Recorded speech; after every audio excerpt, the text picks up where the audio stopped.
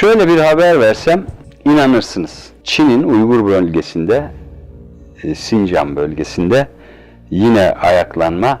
Uygur Türkleri ayaklandılar. Çin polisi Türklerin üzerine ateş yağdırdı. 30 ölü var desem inanırsınız. Çünkü olağan işlerden oldu.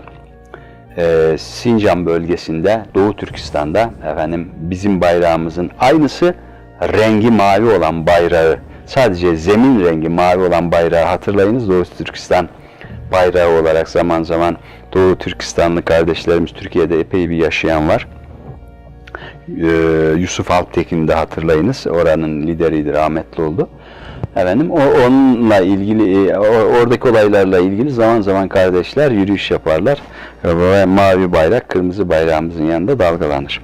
Orada 20 milyonu aşkın bir Türk nüfusu hakikaten tecrit edilmiş.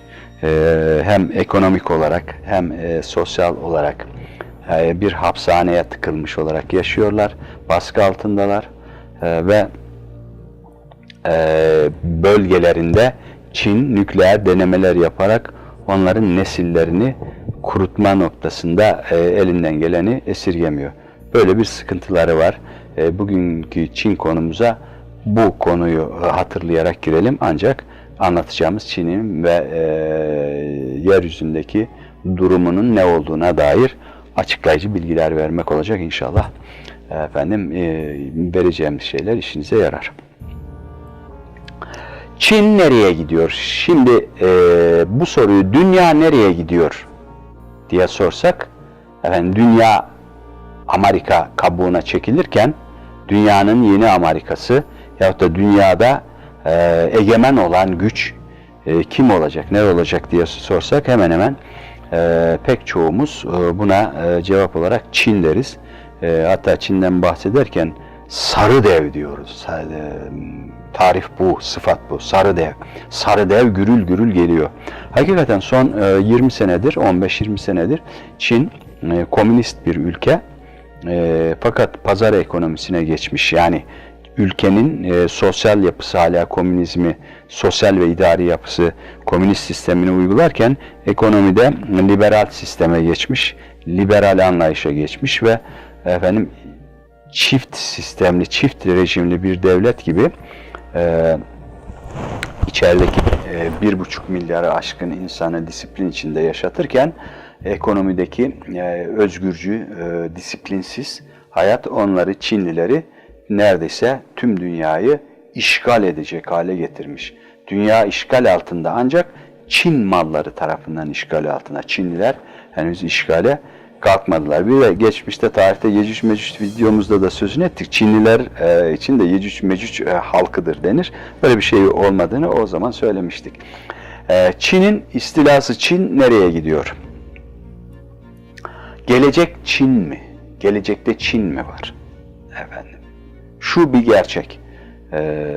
Amerika, yani hepimiz deriz ki Amerika batacak. Amerika'nın batması hakikaten Suriye gibi yahut da Irak gibi bir batmadan söz edemeyiz. Amerika'nın çekileceği, dünyadan çekileceği doğrudur. Hatta bunun senesini bile verebiliriz. 2025 itibariyle Amerika artık dünyada olmayacak. Yani bugün olduğu gibi her yerde askeriyle, uçağıyla, politikasıyla, siyasetiyle Amerika'yı göremeyeceğiz. Amerika'nın batması içine kapanma şeklinde olacak. Yani Amerika bugünkü büyüklüğünü, bugünkü zenginliğini, bugünkü gelişmişliğini koruya koruya dünya siyasetinden çekilecek. Yani artık dünyadaki diğer ülkelerin siyasetiyle filan uğraşmayacak. Bu bir manada şuna benziyor. Babasından çok büyük para kalmış bir adamın, aman memleketin idaresi bana ne, ben karışmam arkadaş. Kimi belediye başkanı yaparsanız yapın, muhtarınıza da karışmam, bilmem. Ben paramı yerim otururum der ya hani küçük kasabalardaki eşraf çocukları ölen babalarının arkasından kalan serveti yemek üzere hazırlanırken Amerika'nın durumu budur. Amerika'nın batması budur. Amerika içine kapanacak, dünya siyasetiyle ilgilenmeyecek. Amerika'ya bir örnek vermek istersek Amerika 10 sene sonra hemen üst yanındaki Kanada gibi olacak. Kanada az buz bir devlet değil. Neredeyse Amerika büyüklüğünde toprak olarak, ekonomik boyut olarak da epey epey büyük bir şeye sahip, yani kütleye sahip. Ama dünya siyasetinde hemen hemen yok, sıfır noktasında. Amerika'da öyle olacak. Zaten Amerika'da, Kuzey Amerika'da bir şey kuruldu biliyorsunuz, NAFTA. İçinde Meksika'yı, Amerika Birleşik Devletleri'ni ve Kanada'dan müteşekkil üçlü bir yapı var. Tek devlete doğru gidiyorlar. En azından 2025 itibariyle bunların Avrupa Birliği'nde olduğu gibi bir birliklerini siyasal düzleme getirme noktasında da bir çalışmaların olduğunu biliyoruz. Amerika'nın batması böyle olacak. Peki Amerika gidince yerine kim gelecek? Aslında Amerika, biliyorsunuz bir İngiltere yapmıştık, videosu yapmıştık. Dünyada Amerika'da yok zaten. Amerika bir illüzyon, bir sihir devleti. Amerika'nın arkasında İngiltere var. İngiliz Krallığı, İngiliz Hanedanlığı, Saksoburglar eski adıyla, yeni adıyla Windsor'lar var. Onlar idare ediyorlar dünyayı. Ancak onlar küçük ada devletinde sıkışıp kaldıkları için görünmüyorlar, çekildiler piyasadan, kabuklarına kapandılar. Onlar politika üretiyorlar, Amerika da onlar adına uyguluyor. Yani Amerika onların bir nevi uşağı, yani krallığın, hanedanlığın uşağı. O İngiliz uşakları vardır ya, asalı, melon şapkalı, soğukkanlı uşak. Ve katil olur yani de daha çok filmlerde. Katil uşakmış denir ya böyle filmlerden konuşulurken. Katil uşak. Dünyadaki katliamların müsebbibi, Irak'ı bu hale getiren, Afganistan'ı yok eden, Suriye'yi vesaireyi, Orta Doğu'yu birbirine katan, Amerika'nın jandarması, Amerika Birleşik Devletleri, uşak ve katil.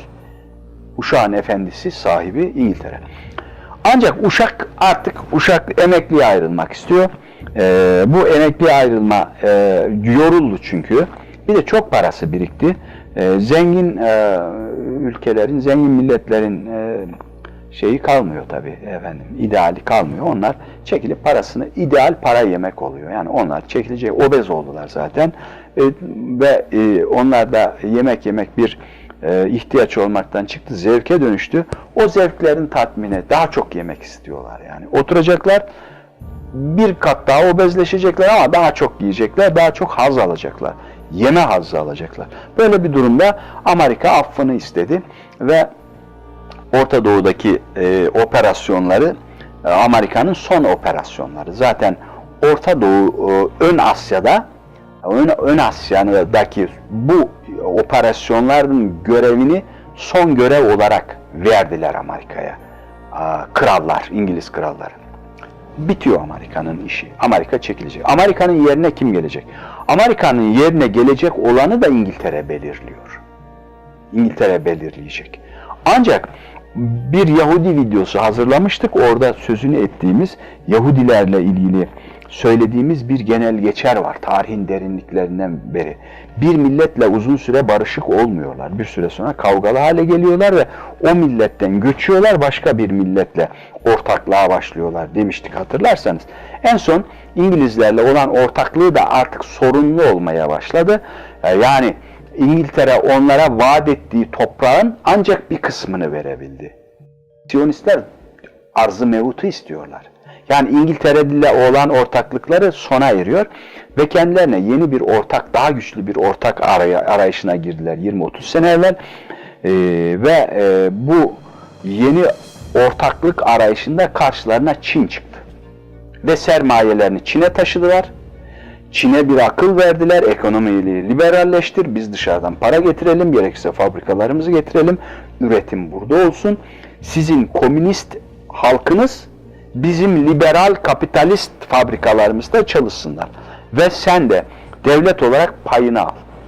Bugün devlet olarak payını alıyor Çin. Halkı 3-5 dolara işçilik yapıyor. Yahudiler sürümden kazanıyorlar. Oradaki kurulu fabrikaları veya fason yaptırdıkları mallarla. Bu manada kendilerine yeni bir ortak bulmuş oluyorlar. Çinliler bulmuş oluyorlar. Ancak İngiltere kralı Yahudileri elinden kaçırmanın kendi sonu olduğunu bildiği için bunun önüne geçti. Ve hızlı bir şekilde Çin'e alternatif olarak Hindistan'ı ayağa kaldırdı. Çin'in büyüme hızına yakın, hatta zaman zaman geçen bir Hindistan aynı dönemde Çin'in yerine ikame ediliyor. Ancak Çin'deki üretimi de sonuna kadar körüklüyor İngiltere. Bu Çin'in hem kaynaklarını tüketme hareketidir. Yani Çin o kadar çok mal üretiyor ki dünyayı doyurmak için kendi ülkesindeki madenleri tüketiyor. Hele endemik madenler, yani stratejik madenler bir ülkede mesela bizim stratejik madenimiz bordur. Boru ham madde olarak satmamak satmaktan daha faydalı. Gelecekte borun ne olacağını bilemiyoruz. O yüzden boru satmak elimizdeki boru tüketmek manasına gelir. Bu manada bu videomuzun da mesajı olsun. Bor satışını, ham madde olarak satışını durdurmalı Türkiye. Ancak Çin durdurmuyor. İngiltere'nin körüklemesiyle stratejik madenleri dahil her şeyi talan ediliyor. Çin tükeniyor. Çin tüketiyor İngiltere. Yani yerine hazırladı. Amerika'nın yerine hazırladı. Çin'e karşı hazırladı. Hindistan'a start vermeden önce Çin'i tüketiyor. İçini boşaltıyor. Bu bir. İkincisi, Çin'i dijitalleştiriyor. Yani oradaki Çin halkını sadece pirinç yiyerek doyan, köyünde kulübesinde oturan, 3 dolara çalışan, gece gündüz çalışan ve bundan da son derece memnun ve mutlu olan komünist Çin halkını dijitalleştiriyor. Devleti de dijitalleştiriyor. Yani şöyle söyleyelim, bugün olası bir savaşta Çinlilerin her biri bir sopa kapsa eline ve yürüseler Orta Doğu'ya doğru, Avrupa'ya doğru, Atlas Okyanusu'na kadar giderler. O kadar kalabalık. Öldür bitmez. Demek ki konvansiyonel harple Çin'i durdurmanın imkanı yok. Çin'i dijitalleştirmek gerekiyor. Bir videoda bu konuyu izah edeceğiz. Dijitalleşmesi şöyle. Her şeyini bir şaltere bağlamak. Yani parasını bir tuşa bağlamak. Borsası, finansı, bankacılığı, evlerde kullanılan elektriği, gelenekselden çıkıp o dijitale bağlandığında Çin'in gemini, dizginini bir el yakalamış oluyor. Yani Türkiye'yi batırmanın, Türkiye dijitalleşmiş bir ülke oldu 1999'dan itibaren. Zaten şu anda Batı'nın savaştığı ülkeler dijitalleşmeyi kabul etmeyen ülkelerle savaşıyor. Dijitalleşmeyi kabul edenlerle savaştığı vaki değil. Zira dijitalleşmek o ülkenin çökertilmesiyle ilintili olarak bir düğmeye bağlanması, o düğmenin de Pentagon'da, Washington'da, Londra'da bir yerlerde bir panoya monta edilmesi demek oluyor. Yani bir ülkeyi çökertmek istiyorsanız bir düğmeye basarsınız, ülke çöker.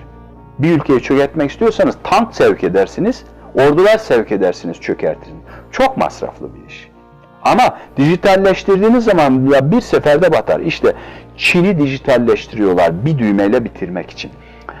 Çin'i büyütüyorlar, şişirtiyorlar bir iğneyle balonu patlatmak için. Bunun tarihini de veriyoruz Allah'ın izniyle. Önümüzdeki 2025 yılına kadar 10 yıl, 2025 yılı 21. yüzyılın başlangıç yılı ve her şeyin yeni baştan formatlanmasının tamamlandığı yıl. Dolayısıyla 2025 yılına kadar Çin'in içi boşaltılacak, dijitalleştirilecek, yani canını bir düğmeye bağlayacaklar ve olabildiğince şişirtilecek ve ondan sonra bir toplu iğneyle balon patlatılacak, bir düğmeyle dijital Çin çökertilecek ve eskisinden kötü bir Çin, halkı zebil olmuş bir Çin ve onun yerine bir Hindistan, İngiltere diyor ki o Yahudi baronlara, Çin sizin için çıkar yol değil, ben size Hindistan'ı hazırladım. Zira Yahudilere Amerika'yı da böyle hazırlamıştı. Buyurun Hindistan'a diyecek ve Hindistan'a geçecekler Yahudiler ve arkasından Çin'de ne kalacak biliyor musunuz? Yani içinde farelerin cirit attığı, çatılarında baykuşların öttüğü boş fabrikalar kalacak. Ondan sonra Çinliler o fabrikalarda ne üretirler, ne yaparlar, onu da sizin takdirinize bırakıyorum. Kısacası önümüzdeki 10 yıl Çin'in ölümüne şahit olacağız. Her şeyin doğrusunu bu videoda da tekrar edelim. Alim olan Allah bilir.